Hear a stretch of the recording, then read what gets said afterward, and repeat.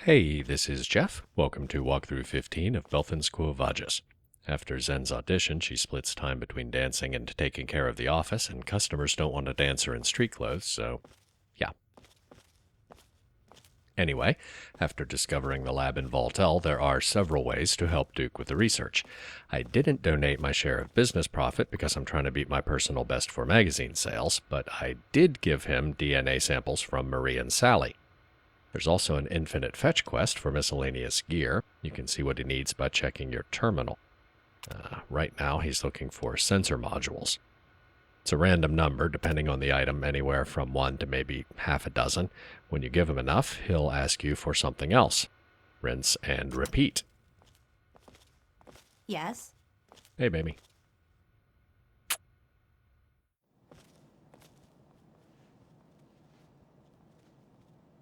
Can I help you? I have something to help the research. We'll take all the help we can get. What do you have? I found some things you needed for the lab. Excellent. Let's have a look. Take as many as you need. That should tide us over for a while, but there is something else we need. What do you need? The latest treatment requires transfusions. If you find any blood packs, we could use them. Of course, because I just sold all I had to Vance. I'll keep an eye out for more. I have to go now. See you later. He also wants a sample of FEV, which you get during the American Dream, and I need to do that soon so I can shoot the broken steel models. Something you need? I had an idea to help the research. You're the intellectual type, eh? The key to a successful project is documentation. Get some 3-ring binders. You're giving me a headache. Isn't there someone else you can pester with your inane ideas? 3-ring binders? What's that from? So long and thanks for all the fish? Something by Douglas Adams. Issue 8 printed while I was down in the lab. Good timing. I know from experience the Vault 101 issue's a perfect score, so let's set the layout for issue 9. I'm going to get a little bit creative with this one. A MILF theme issue usually does okay but not great because people like Tammy Hargrave make mediocre cover girls. But I do know one very famous mom. Sandra's the first lady of the pit, or whatever you call a dictator's wife. But don't I need a double theme for a perfect score, you may ask? Yes, I do. And what's more exotic than a vault dweller? We'll put Pepper in front and Ellen in back, and we should have an unusual MILF's double theme. Let's see what Larry thinks. We need to talk, Larry. No conversation begun with that phrase has ever been good. What's troubling you?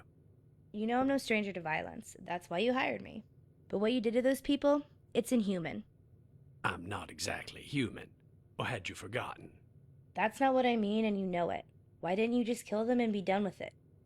It was revenge for Stoney, wasn't it? You're still not over that. She's been dead 200 years. There's no need to be jealous. If you're not going to take this seriously, I'm out of here. To protect someone you love, ruthless is okay. Bloodthirsty isn't, ever. I thought I knew what you were, but now I'm not sure. I'm sorry.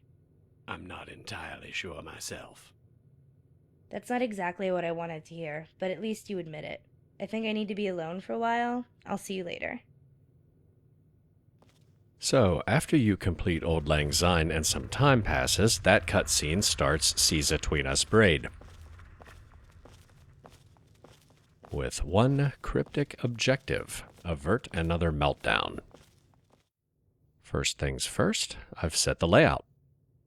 I can't recall ever laying eyes upon such a memorable medley of MILFs, and I'm sure readers will agree.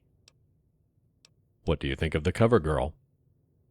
A formidable personality in the pit's halls of power, researching a cure for the city's contagion. She's perfect. And I would pay dearly to see the look on Lord Asher's face when he sees this issue. All right, take it to press. I'll get started immediately. Anyway, I couldn't help overhearing your spat with Malibu. Can I ask you something about her? You can ask. You might get better answers directly from her. What's the deal, anyway? Are you lovers? Or were you? No restoration of lollipops would be complete without the paparazzi. You may have your work cut out for you, though. Three Dogs seems entirely disinterested in speculation about who I am or am not sleeping with. Seriously, was she just a trophy date, or does she remind you of Stony? She reminds me more of Dee. Her beauty and cheerful demeanor belie a sharp mind and an iron will. You actually remind me more of Stony. Really? How so? Her battles were in the courtroom, of course, but she faced merciless opponents who wished our destruction. And no matter the odds, she always managed to prevail. Were you and Stony just friends, or more than that? That was the one luxury we could not afford. Our respective reputations were central to our success. A romantic relationship would have irreparably damaged her credibility as an attorney, and my credibility as a moral deviant. Now, avert another meltdown just means the interpersonal relationships. The reactor's fine, so don't bother going down there to look. There are 3 ways to resolve the situation. Start a relationship with Larry, or with Malibu, or convince them to get back together. It doesn't matter what you say early on, you can change your mind as you unlock more dialogue, and the options that commit you to a particular ending are pretty obvious when you get to them. I'll talk about the pros and cons of the other choices in a minute, but I'm going to get them back together. The only drawback to that is, it's twice as much work. You can't just let her walk out of your life. Do what it takes to get her back. I admire your passion, but any contrition on my part must not only seem sincere, it must be sincere, and I believe both will take some time. You don't get to be 250 years old without being a ruthless son of a bitch. She understands that. I'm only 247. I'm still young enough to learn from my mistakes. What I really regret is putting the research at risk. I should have killed them when I had the chance. All right. See you later. Au revoir. Larry and Malibu will both have a relationship with a player of either gender, but I'm playing a straight male character, and Zen's my number 1 girl. Malibu expects monogamy, so if you're dating Zen, you have to end it, and if you cheat even once with anyone, she breaks up with you. Hey, if you have Med-X or something for the lab, could you take it down? I'm feeling kind of out of it. Actually, to start a relationship with Malibu or to get them back together, you have to take her on missions with you as a follower, but I'm not ready to do that yet. I need to get her some equipment first. If you want to talk or anything, just let me know. Thanks. I'll see you later. Malibu also has 0 tolerance for other bad behavior. Your karma has to be good or very good to start a relationship, and if it drops to neutral later, she nags you. She breaks up if it drops to evil. She also leaves you if you kill a non-evil person while she's following you, just 1, even if it doesn't drop you below the karma requirement. And if she breaks up with you for any reason, there's no second chance. She goes back to Larry immediately. So, if you're not interested in drama, that's a quick, easy way to finish the quest. Larry moves into his old office in Voltel for the duration of the quest, and if you do start a relationship with Malibu, he retires and stays there permanently, which makes getting his advice on magazine layouts a real chore. If you start a relationship with him, he's a lot less demanding than Malibu. He doesn't expect you to be faithful, and he doesn't care about your karma. The downside, if you go that route, when Malibu isn't working, she stays in the construction tunnel with the male dancers, so it's less convenient to sell her Med-X when she's off duty. It's good to see you. What do you need? Moved back into your old office, huh? Yes. Recent events have inspired me to a bit of introspection. I've often considered writing a memoir. This seems like an opportune time. Are you sure you're okay? This is pretty far from the action. Never better. Now that the business is in capable hands, I have time for other projects, that's all. Bullshit. That's not the Larry Slater I know. I'm worried about you. I had no idea you were so concerned.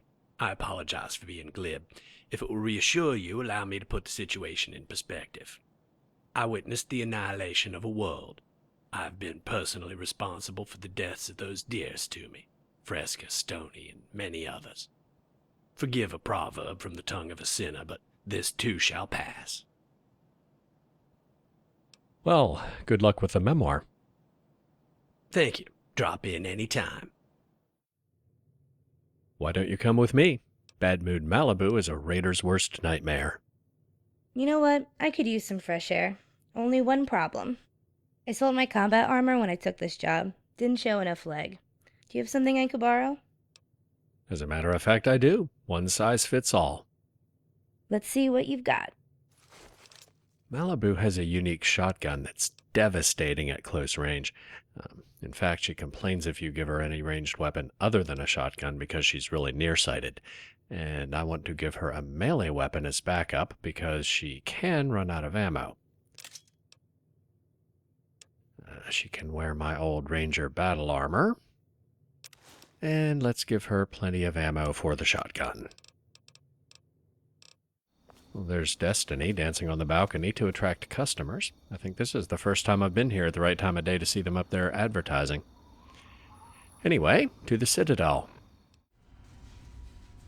This map shows the locations of all known vaults in the local area. Vault 87 has been highlighted for you. There. Vault 87 is located very close to the site of Lamplight Caverns. It is entirely probable that the vault may be entered from within the caves.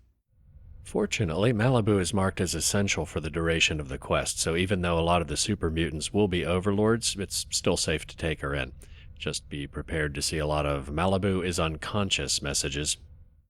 There are at least 4 triggers that unlock new dialogue with Malibu if they happen while she's following you. One is discovering new map markers, but I don't know, if I don't have them all by now, I don't know where the rest are. One is rescuing captives from raiders or super mutants, but I'm pretty sure I've freed every hostage in the wasteland. One is just having her constantly with you for long periods of time, which is basically a last resort. But another one is anytime you complete a quest. And since I need to do picking up the trail, finding the Garden of Eden, the American Dream, and take it back so I can recruit models from Broken Steel anyway, bringing her along kills 2 birds with 1 stone. Okay, what's the plan? When you were talking to Larry, you said you were no stranger to violence, like you regretted it. You know I was a caravan guard, right? Well, most people who tried to hit us were very bad people. I never let it happen, and I'm proud of it. But every once in a while, it was some poor wastelander so desperate for water he'd try a suicide run. I put him down just the same. That I'm not so proud of. You did your job. There's nothing to apologize for. I know, that doesn't mean I have to like it. All right, let's get going. Lead on. You over there, please, come speak to me. I'm in the room to your left. Oh, use the intercom next to the window. My name's Fawkes. I've lived in this cage all my life. The chamber in which the GECK resides is absolutely flooded with radiation. It's unlikely you'd survive very long. Myself, on the other hand, have surprisingly inherited a useful trait from my fellow meta-humans. I am highly resistant to radiation. Let me out of here, and I will place the GECK safely in your hands.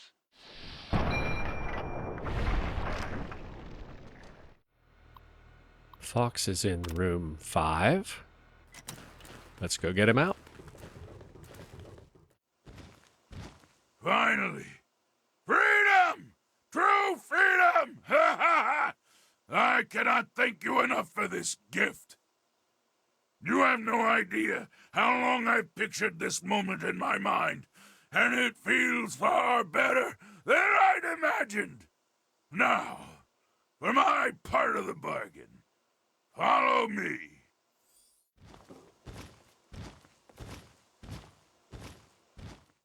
As promised, here's the GECK. I hope it's worth it.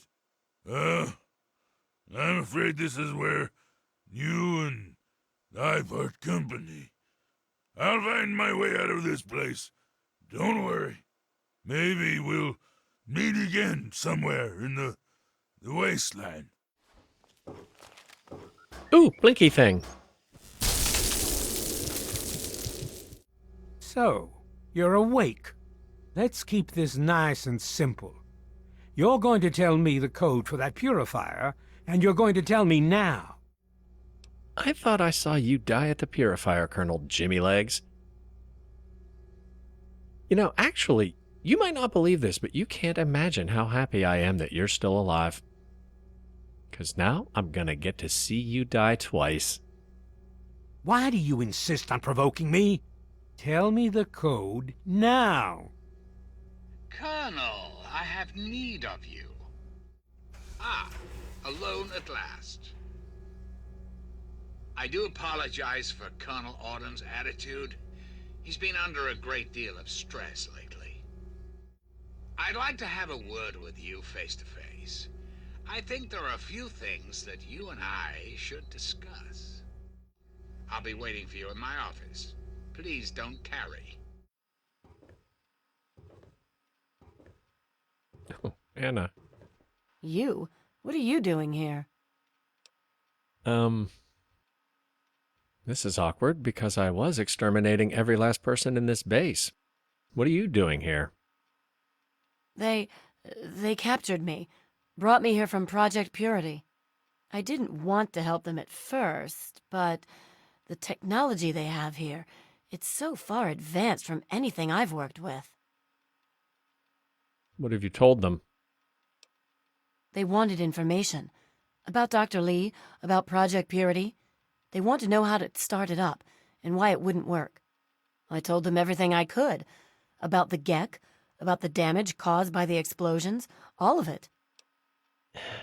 That's pretty close to my dick threshold, but you were out of a job, and you didn't lie about it, so I'm gonna let it slide.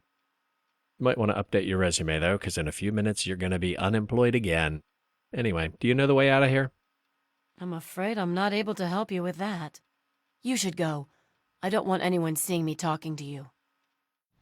And a couple things on Colonel Autumn's desk you definitely don't want to miss. The energy weapons bobblehead, which finally brings me up to 100.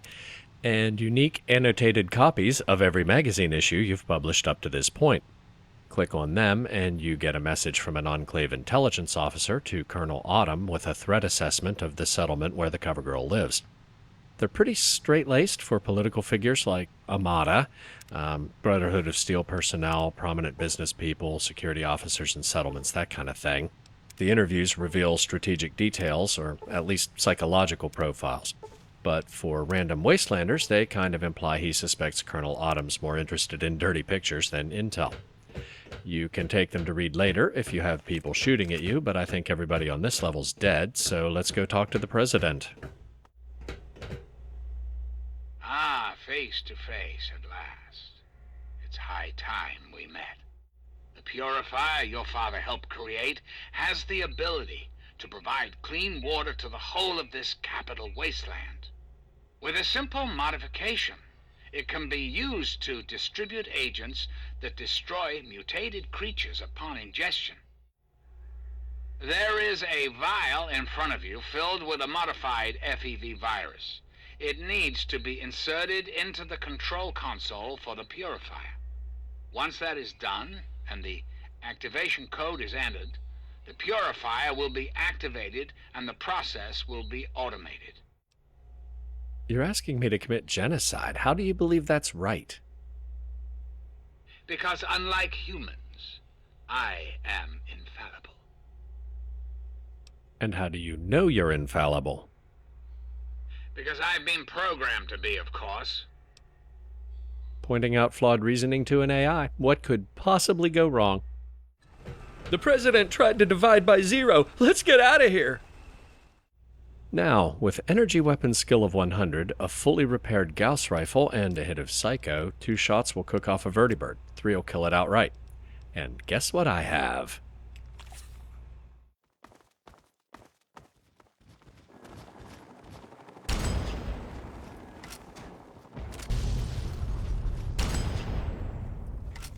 Goodbye. My friend! I see I found you at last! I knew you had survived, and I had hoped to assist in your rescue, to repay my debt to you. Fawkes, I wanted to finish off that vertibird. What are you doing here? I saw your capture, and a little cleverness allowed me to follow your captors. I only wish I could have arrived sooner to aid your escape. As I owe you my freedom, I felt it was only fair that I return the favor. After all, I know no one else in this world. Well, 2 hits, it's going down anyway. You should probably follow me at least away from the door. My friend, I would be honored to follow a hero such as yourself. Shall we go?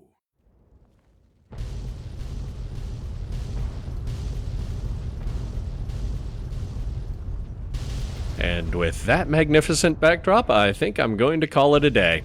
See you next week.